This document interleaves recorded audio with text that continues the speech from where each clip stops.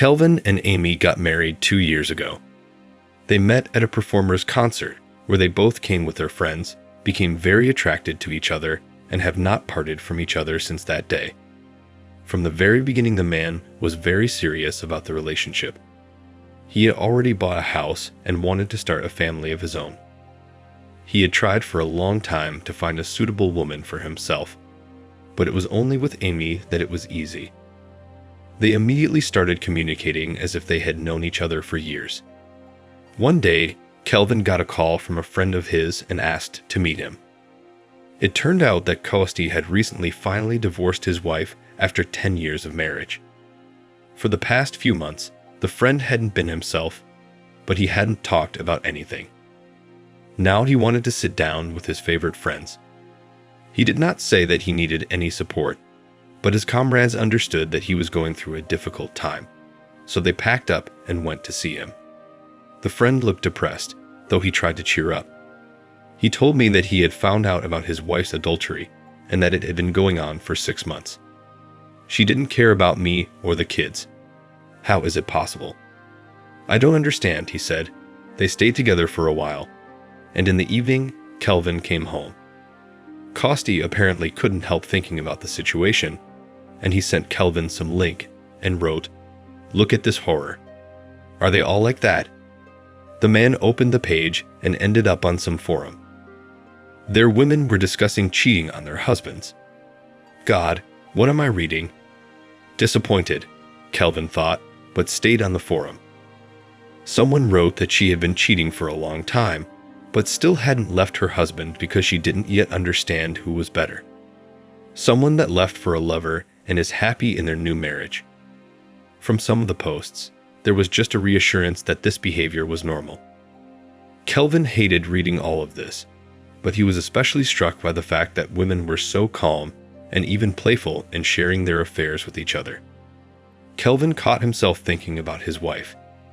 It wasn't the same for him as it was for these ladies. His wife is loyal and good. Yeah, they fight sometimes. Sometimes Amy even gets very upset with him, but nothing critical. And then the man got to one comment that just made the hairs on his head go crazy. In it, the woman told him that she was secretly dating a colleague of her husband. She had already managed to go on vacation with him under the guise of a business trip, which was incredibly proud. And she advised other women to go on a date under the pretext of visiting friends. The main thing, said all to warn, to know the legend, and then everything will be fine.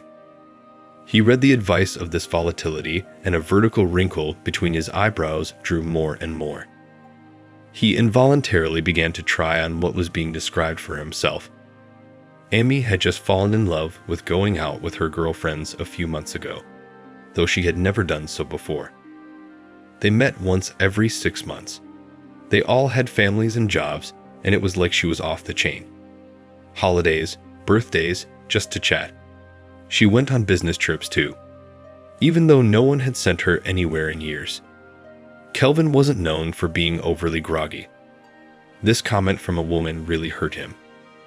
He looked at the forum member's nickname and thought. It seemed that a long time ago, something similar was on his wife's screen name. He stopped because he was beginning to think of something. He abruptly shut his notebook and went into the kitchen to get something to eat. The next day, he was still in some kind of nervous state. Okay, I'll just check the facts and that's all, he thought. It was useless to ask Amy's friends anything about her. They certainly wouldn't tell her. But the business trip was more interesting. He opened the contact list on his phone and found the number of his former classmate, Katie. They rarely talked, but this was a special occasion, considering she could really help him. She worked at the same place as his wife. He called Katie, made sure he wasn't distracting her too much, and asked a question that interested him. Katie, can you help me out, please? I really need to know. Amy was sent on a business trip in February. Find out where she went and who else was sent there. Can you pull up the paperwork? Kelvin, I'll try, but I can't tell you right now. Let me call you back, she answered. A few hours later, the classmate called back as promised. And she did have news. I found out. Amy then took a leave of absence. She never went on business trips unless she had another job. She pronounced, "That's already interesting. Did anyone else take a vacation on those dates?" Her husband sounded suspicious. "That's strange." "Well, yes, usually it's quiet around here." And then another colleague of ours took Fred. Amy answered quietly. Kelvin shook after these words.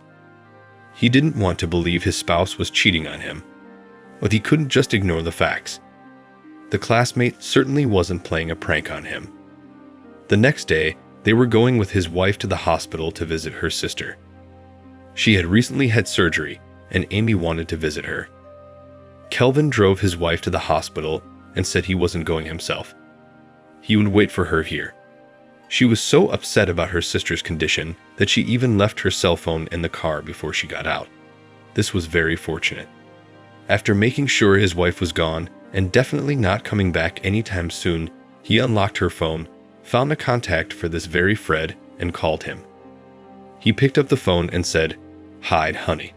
Is something wrong?" The husband noted this professional demeanor on the part of a colleague. In a terrifyingly calm tone, Kelvin informed him that Amy's husband was talking to him. He warned his lover that he knew all about it and that if he ever met his wife again, he would definitely be in trouble. It was heard that the man he was talking to became very tense, and then the husband decided to bluff. He said their boss was a good friend of his. So Fred had better think about what was more important to him than a good steady job or another skirt. The threats sounded convincing, and the man proved to be very suggestible. The husband menacingly asked if everything was clear, and the adversary broke down for good. After a while, Amy returned to the car. Out of habit, she tried to sit in the front seat, but her husband blocked the door and wouldn't let her in the car. "What are you doing?" laughed the wife. "Let me in." The man rolled down the window and said, "Is there anything you want to tell me about your last business trip?" "No. What's wrong with it?" she answered after a pause. Her eyes flickered. "Pity. I thought if you told everyone on the internet you would tell me," he said with a chuckle. "I know all about you and Andrew. Be careful what you say about your adventures. Don't come home. I'll send you things later. You can piss off," he said, and handed her her phone. "Here, order a cab to wherever you need to go." Amy was outraged at her husband's neglect of her. She began insulting him and banging her hands on the glass. Finally, to hurt her husband more, she shouted out that she was going to her lover because he was so much better in bed than her husband. Kelvin laughed, anticipating how his wife would regret those words. He wished her luck and left. As expected, his wife's lover did not return her calls. She thought he just couldn't hear her, so she went straight to his apartment. But she didn't get to his apartment either. He left her right on the intercom, saying that it was over between them now. Fred, still convinced by her husband's threats, the grandmothers on the bench near the entrance even giggled at such passions unfolding in their yard. Amy was at a loss and didn't know what to do. She was without a place to live, without a husband, and without a lover.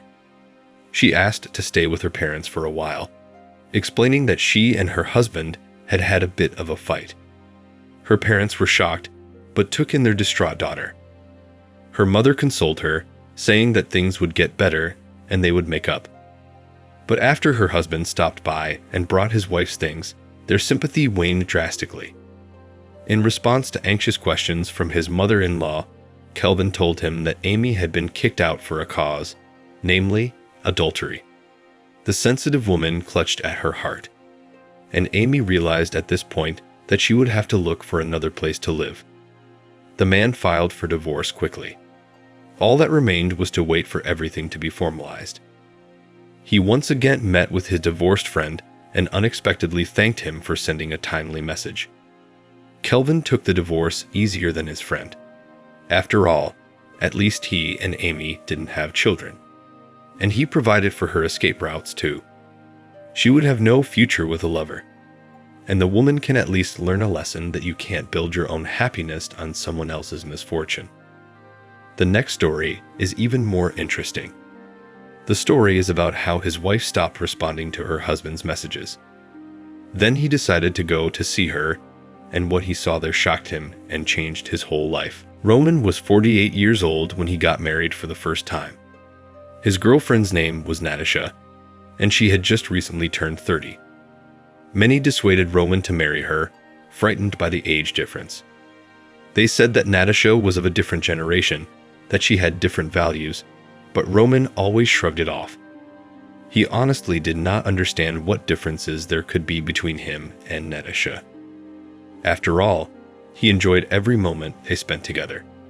And in principle, the fact that a hot young wife was waiting for him at home excited Roman's mind. They met in a cafe. Roman was having lunch there with his business partner, and Natasha was drinking coffee with her girlfriends. Roman immediately noticed the bright and free Natasha and asked her to meet him. And so the relationship began to spiral. At first it was shy courtship, flowers and night walks around town. Roman felt young and full of strength again. Natasha fueled him with her energy, and it seemed to Roman that he was able to move mountains. Only if she smiled for him and held his hand. Natasha worked in the recruitment department. No matter how much Roman persuaded her to quit her job, she refused because she didn't want to depend on him. In the morning, Roman watched his wife get ready for work. Her tanned body looked incredibly attractive. Yesterday, I talked to the guys on our team, Natasha said, buttoning the button on her jeans. Already today, someone has to start work. Roman loved the way his wife talked about her work. She did it with great love and interest.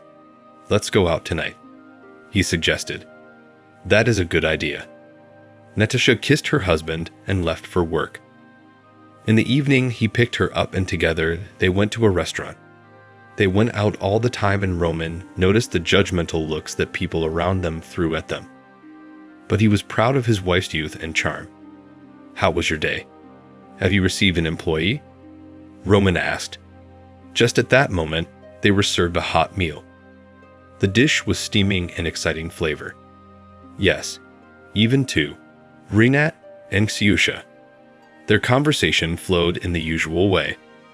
They were enjoying their time together with delicious food and beautiful live music. Roman stroked his wife's leg under the table, and she looked at him with a gleeful smile on her lips. For several months, Roman noticed a change in his wife's behavior. She became more gentle, affectionate, and attentive. In the evenings, she began to cook at home more often than to offer to go out. He even jokingly asked her if she had a lover. Natasha, it's as if you're making amends. Roman enjoyed drinking tea after a hearty dinner. His wife shrugged her shoulders. Roman, stop it. Or don't you like it? Silly, I'm very happy. He went over to his wife and put his arms around her. Their lips joined in a kiss. Natasha's phone was constantly bursting with messages. She read them, turning the screen so that her husband could not see them, though she had never done so before. In response to Roman's questions, she said that it was work-related, that they were in a rush right now, and she needed to be in touch at all times. One night, Natasha was working late, and her husband decided to pick her up. Roman rushed to pick up his wife, texting her that he would be there soon. Natasha read the message, but did not respond. Roman waited for her downstairs, a little away from the entrance to their office. Finally, the doors swung open and out came two Natasha and a young man. Roman, from the height of his age, would even say a boy. They hugged each other briefly goodbye, their faces lit up with a smile. Roman became nervous. Briefly signaling with his klaxon, he waited for his wife's reaction. Natasha turned around and waved him off. But a worm of anxiety had already settled inside the novel. Who was that? He asked as his wife got into the car. A colleague. You remember, I told Renat. We recently took him and another trainee. Roman nodded. Have you become friends with him? Yes, he's uncomfortable in our company. He's still young. He's 19 years old, can you imagine? Natasha giggled. Hearing that, Roman relaxed a little. Since his wife reacts this way to the boy's age, he shouldn't worry. He pushed away the bad thoughts that had already painted a colorful picture of adultery in Roman's mind. He always had a particularly wild imagination, and now it was clearly not good for him. Natasha started staying late at work more and more often. Roman didn't always manage to pick her up, but when he did, there were always two of them, Natasha and Rinat, coming out of the office. This terribly pissed Roman off, but he tried not to talk to his wife about it. Once he had already provoked a major scandal with his suspicions, and Natasha went to live in a hotel for a week. Roman could not take such a risk, and so he preferred to keep silent and experience everything within himself. One summer evening, Roman came to pick up Natasha again and waited downstairs in the car for a long time. He had already texted more than one message, but his wife didn't even read them. Roman decided to go up to her office. He saw that the light was on. Climbing the stairs to the third floor, Roman became more and more nervous with each step. And, as it turned out, not for nothing. His heart pounded hard in his chest when Roman crossed the threshold of the lobby on the third floor. The door of the office where his wife worked was open. It was quiet. Already listening, Roman noticed a muffled moaning and grunting. Abruptly, he opened the door and saw his wife kneeling in front of the boy. It was obvious. The boy's pants were down, and his wife was sitting topless in front of him.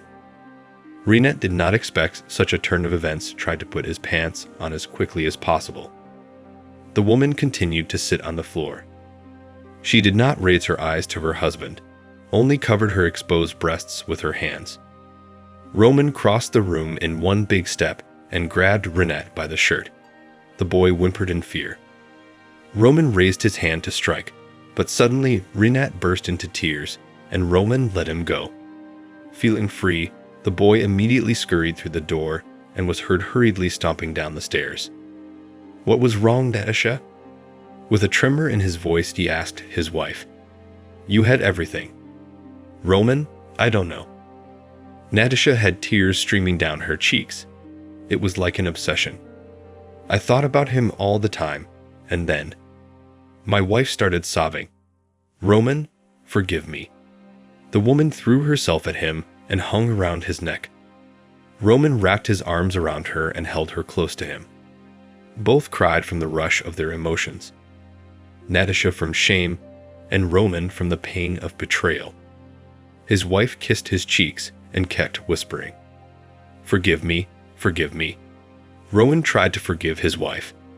And for another 6 months they lived, tormented by constant scandals, because in fact he could not forget the betrayal. Every time he closed his eyes, he saw that picture. His wife on her knees and Rinat with his pants down. When Roman was completely sick of it, he asked Natasha to move out and filed for divorce. Once upon a time in his youth, Roman dreamed of buying a big dog, a nice car, and going on a trip. And he realized that now was the moment when he could do it. The wounds of a broken marriage have not yet healed, and it is unlikely that in the near future he will dare to build a new relationship. After the final breakup with Roman, Natasha still worked for a while in the same firm, and later moved to another city, where she had her second marriage, which also ended in divorce, despite the birth of a child. Then she even got together for a short time with Rinat, who came to pick her up in the new town. But their relationship fell apart before it had even begun. As painful as it was to realize, the woman was left alone, and there was obviously justice in that. Natasha betrayed the man who loved her deeply, and fate decided that she no longer deserved such love. That's such a life story. Share in the comments what you think about this situation and the behavior of the characters.